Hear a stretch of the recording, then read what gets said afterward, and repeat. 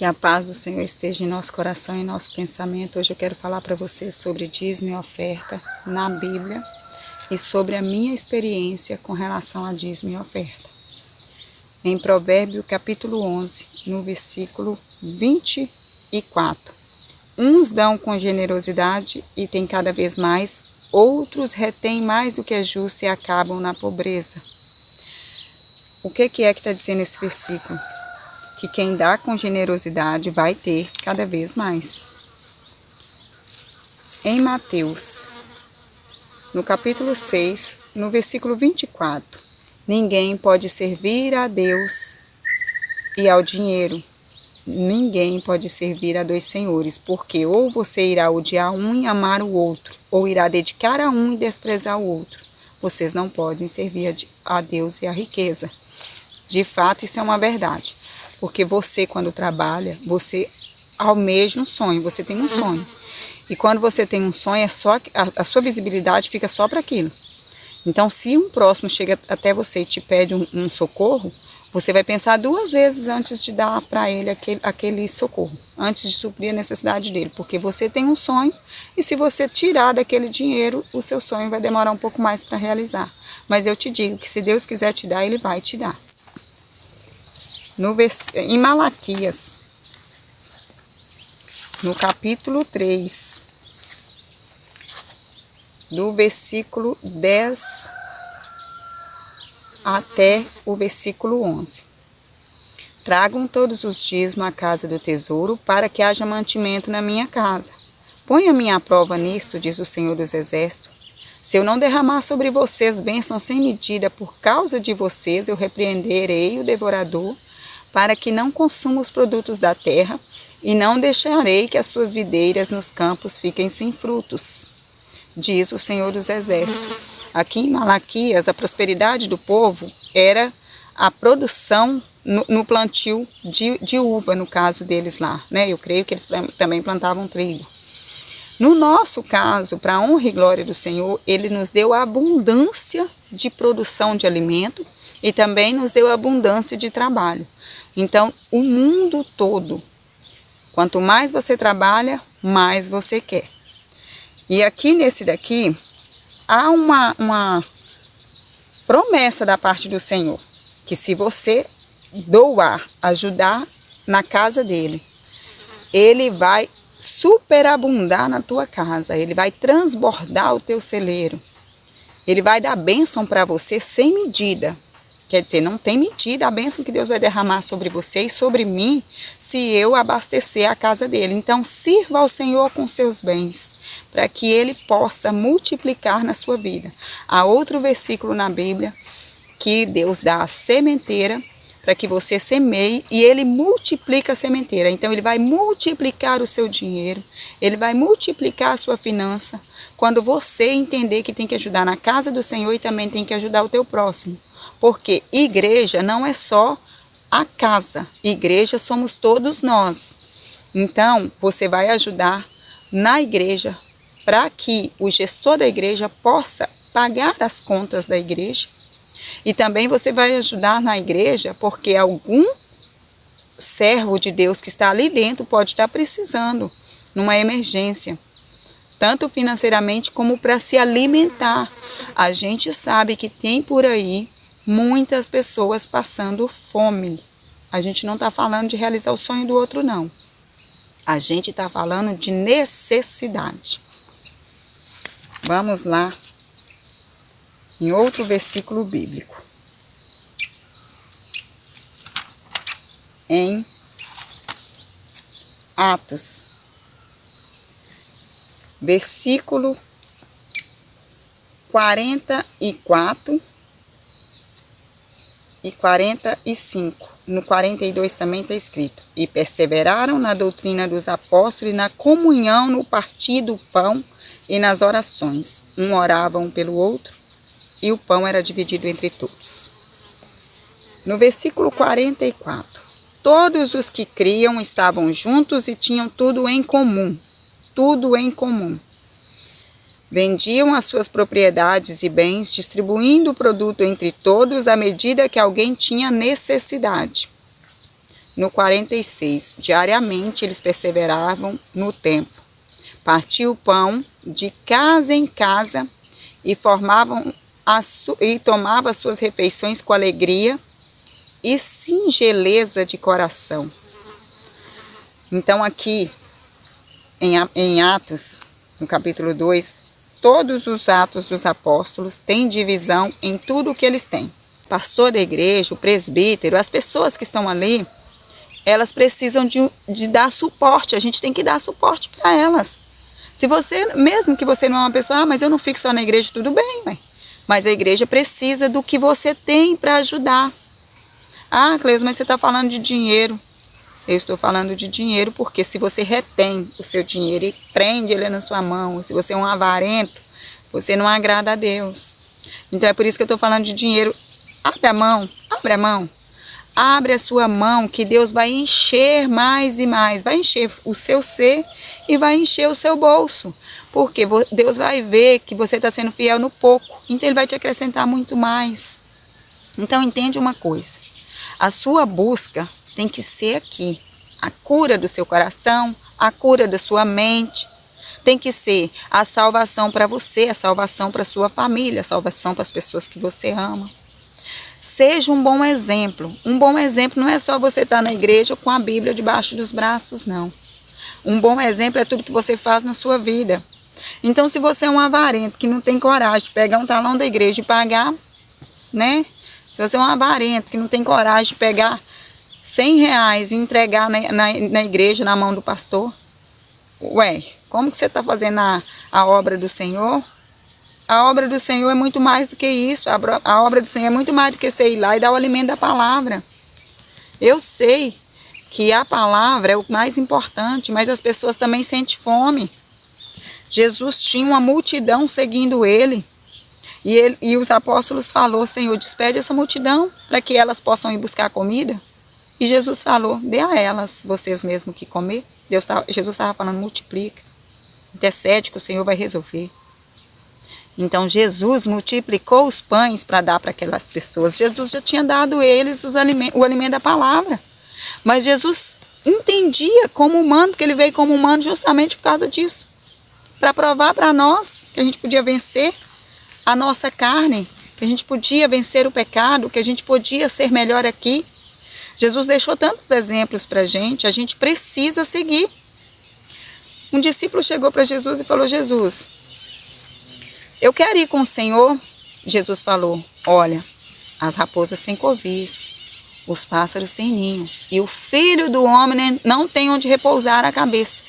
Jesus não tinha casa, Jesus não tinha carro, Jesus não tinha camelo, Jesus não tinha nada. Ele veio como servo, ele veio sem nada, ele nasceu numa manjedoura, ele era rei, rei dos reis. E ele veio humilde como servo. Ele não tinha nada. E nós temos tudo. E a gente reclama e quer mais e mais e mais e mais. E quando alguém nos pede um help, um socorro, a gente não pode dar. Sabe por que a gente não pode dar? Ah, trabalhei tanto para ter isso. Agora eu vou simplesmente dar para alguém? Tem que dar, gente. Tem sim, tem que dividir. Não importa. E agora eu te falo. Você ganha R$1.000, por um exemplo, tem dó de tirar 100? Ah, não, é 10% do dízimo. Mas onde que está escrito que eu tenho que dar? Tem escrito no Velho Testamento. Só que não é só porque está escrito que você vai ganhar R$10, vai tirar R$1 para dar e vai ficar com R$9. Você ganha R$1, você tira 10 centavos, só 10 centavos. Se você ganha 10, você tira só R$1. Se você ganha 100, você tira só R$10. Se você ganha 1.000, você tira só 100. Claro, quanto mais você ganhar, mais você tirar. Amém, glória a Deus. Eu quero ganhar muito para me dar muito. Meu sonho é dar R$100.000 de dízimo. Meu sonho. Mas se Deus me der, amém. Se Ele não me der, tudo bem também. Eu quero o que Deus tem para me dar. Eu posso buscar, eu posso correr atrás, mas eu não quero sair do propósito que Deus tem para mim. Isso eu não quero, não. Mas eu quero sim. Se Deus quiser me abençoar, com muito eu quero. Eu quero, mas eu não quero perder a minha essência. Eu não quero deixar de ajudar o meu próximo só porque eu quero ser próspera. Não, eu quero ser próspera sim, com o coração limpo, com a mente limpa, com fartura de alimento, com fartura de entendimento, com fartura de sabedoria. E eu quero que você seja próspero assim também, com fartura de entendimento, com fartura de sabedoria, com fartura de alimento, com fartura de conhecimento da Bíblia. O Evangelho de Jesus, ele é pregado, é nesse sentido. Eu creio que quando Jesus está dizendo que nós vamos ter aflições, as nossas aflições estão aqui e aqui. Porque a gente é aflito por nós mesmos. Hoje nós somos aflitos por nós mesmos. Porque a gente arruma uma busca por algo que vai trazer felicidade para a gente. Onde a nossa felicidade é Jesus. A nossa fonte de alegria é o Pai, o Filho e o Espírito Santo. A gente precisa compreender isso. Não é o dinheiro que te traz felicidade, não. Não é um carro do ano, não é uma casa luxuosa, não é uma conta bancária lotada. Não é isso que te traz felicidade. Não é uma roupa nova, não é comprar uma roupa de mês em mês. Não é um cabelo escovado, não é uma unha feita. Não é um calçado maravilhoso que você viu na loja. Não é um terno todo alinhado que vai te trazer felicidade, não. A sua felicidade está em servir a Cristo. A sua felicidade está em entender que em qualquer tribulação que você tiver, Jesus está ali e pronto, acabou. Quer dizer que você vai passar por todos os momentos difíceis aqui nessa terra e vai sofrer menos, porque Jesus está com você. Então compreenda uma coisa. Faça o que for necessário para semear o bem. Entenda, a sua colheita será em abundância de coisas boas. Tudo de bom vai te acontecer. Lá na promessa de Malaquias, que Deus falou que era para fazer prova com ele, que se você doar, ofertar na casa do Senhor, ele vai derramar a bênção sem medida. Eu creio nessa palavra. E eu creio muito, eu quero que você creia também. Por quê? Quanto mais eu dar, a promessa de Deus é essa. Quanto mais eu dar com alegria, mais ele vai abundar em minha vida com alegria. Então a minha busca é espiritual, sentimental e psicológica. E física. Eu quero saúde psicológica, física, sentimental e espiritual. Deseje isso para você também. E se Deus me acrescentar mais financeiramente, amém, eu recebo em nome de Jesus. Recebe você também. Só que eu quero tudo que Deus me dá para dividir com o meu próximo. Eu quero assim. E já falo, Senhor, se for para o Senhor me dar, para eu ser egoísta, para eu ser avarenta, para eu servir mais o dinheiro do que ao Senhor, eu não quero não. Em nome de Jesus eu não quero. Então, a partir de hoje, entenda. Semeie na obra do Senhor, semeie. Ame a Deus e ao teu próximo com os bens que Deus colocou na sua mão. Porque nada que você tem é seu. Tudo Deus te emprestou. E Deus não te dá uma coisa para você mesmo. Deus te dá para que você ajude os outros. Para que você semeie na vida de outro. Amém? Que Deus seja a nossa prioridade. Que Jesus seja o nosso maior exemplo. E que o Espírito Santo venha convencer você, a mim e toda a humanidade da verdade. Amém? Glória a Deus. Fique com Deus. Que Deus abençoe você e toda a sua família. Conheça a verdade para ser liberto. Não se retenha ao que eu te disse. Não se retenha ao que os outros falam na rede social. Não se retenha ao que o pastor te pregue. Vai buscar você mesmo o alimento da palavra em nome de Jesus. Deus tem realizado na minha vida até o que eu nem peço. Porque, na verdade, eu acho que eu devo é agradecer ao Senhor. Tanta coisa Ele tem feito na minha vida, tanta coisa, que eu acho que todo tanto que eu agradecer é pouco. E já na minha vida toda, Deus é Deus de provisão. Tanto psicológica, sentimental, espiritual e física. Igual eu falei para vocês, a minha busca é pela cura total do meu ser. Então, quando eu busco, eu vejo o retorno do Senhor. Ele tem cuidado de mim, Ele tem cuidado da minha família, da minha casa. Se Deus fizer, Ele é Deus. E se Ele não fizer, Ele continua sendo Deus. Então, tudo que Ele fizer na minha vida, Ele sabe o que está fazendo, porque é Ele que conhece o futuro. em Mateus, no capítulo 19, no versículo 16 ao 21. Eis que alguém, aproximando-se de Jesus, lhe perguntou: Mestre, o que farei de bom para alcançar a vida eterna? Jesus respondeu: Por que você me pergunta a respeito do que é bom? Bom só existe um. Jesus estava falando que bom só existe Deus. Mas, se você quer entrar na vida, guarde os mandamentos. E o jovem perguntou quais, e Jesus respondeu: Não mate, não cometa adultério, não furte, não dê falso testemunho, honre o teu pai e a tua mãe, ame o teu próximo como você ama a si mesmo. O jovem disse: Tudo isso eu tenho observado. O que me falta ainda? E Jesus respondeu: Se você quer ser perfeito, vá, venda os seus bens, dá o dinheiro aos pobres e você terá um tesouro nos céus. Depois vem e siga-me. Eu compreendo que neste mundo que a gente vive hoje, ninguém vai fazer isso. Ninguém vai vender tudo que tem para dividir com os pobres. Eu compreendo. E é muito difícil mesmo. Mas eu acho que nós, seres humanos, falando de mim mesmo, viu? Nós, seres humanos, precisamos nos colocar no lugar do outro. Entender que tem muitas pessoas por aí passando dificuldade, passando fome. Não é que você vai sair e gritar: quem está precisando? Não. Mas Deus vai enviar até você alguém que te peça. Então, há um versículo na Bíblia que diz: se te pede, dê. E se te pede emprestado, empresta. Talvez você vai emprestar e aquela pessoa não vai te pagar nunca mais. Mas tudo bem. Deus é que vai multiplicar no seu celeiro. É Deus que vai transbordar na sua finança. Então, se alguém chega até você e fala: me doa isso, não deixe de doar. Você tendo, não deixe de doar. Porque também é um relato na Bíblia que aquele que pode fazer o bem e não faz, peca, comete pecado. Então, pediu, você dá. Pediu emprestado, você empresta. Mesmo que você não queira. Por quê? Entenda uma coisa. Se você é uma pessoa que não gosta muito de dividir o que você tem, comece a colocar em seu coração e em sua mente que você precisa fazer isso. Ninguém está dizendo, aliás, ninguém está dizendo, não, eu não estou dizendo, mas Jesus disse que você deve não se apegar ao dinheiro, você deve se apegar a Deus. Só que eu, como humana, eu entendo que a gente não tem essa facilidade de pegar o que é nosso e dividir com o próximo, mas a gente tem que, no mínimo, ajudar aquele que Deus mandou para pedir socorro para a gente.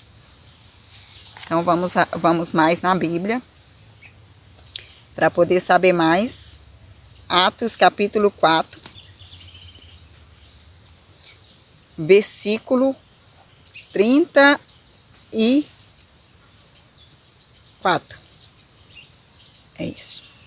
Não havia nenhum necessitado entre eles, porque os que possuíam terras ou casas vendiam-as e traziam os valores correspondentes e depositavam aos pés dos apóstolos. Então se distribuía a cada um conforme a sua necessidade.